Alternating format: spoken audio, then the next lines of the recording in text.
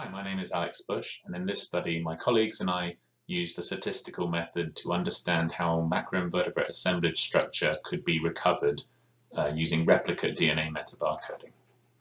Metabarcoding is revolutionizing the way that we currently do biomonitoring because it allows us to identify taxa at a fine taxonomic resolution consistently and accurately. And the detection of species presence or absence is enough to discriminate for degradation in biomonitoring programs in most cases. Nonetheless, there is interest in understanding the abundant structure of assemblages, both to meet current legislation, but also to better understand ecological mechanisms.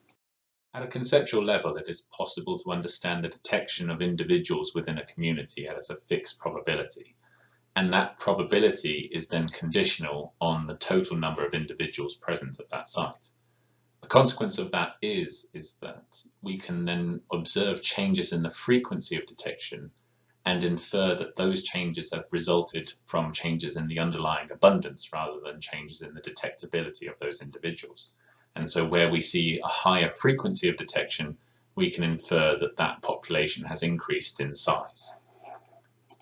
In order to demonstrate this approach, we did surveys at Catamaran Brook on the Miramichi River in New Brunswick.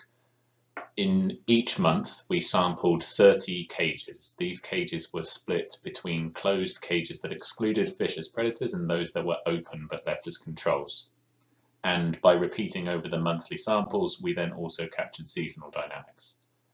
Those replicate samples and those treatment effects were then included in a hierarchical model that could account for the detection probability of different types of species, but then compare the frequency to infer abundance.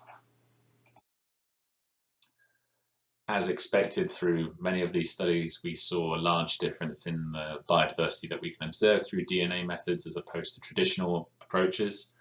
But both models were able to identify the expected seasonal change in abundance structure and the differences due to the exclusion of fish. The taxon-specific responses are highly uncertain, but the difference is that while we have this mean response, we can also observe those individual responses, and so we can see how individual taxa respond throughout the year and the magnitude of difference between different taxa. It's very difficult to validate this because of the highly stochastic nature of traditional count data. And therefore, while occurrence data is still the more robust approach for routine bioassessment, we can say that metabarcoding can be used to understand the drivers of assemblage of abundances, and we can do that at fine taxonomic resolution. Everybody that helped with that field season, and if you have any further questions, please feel free to contact me.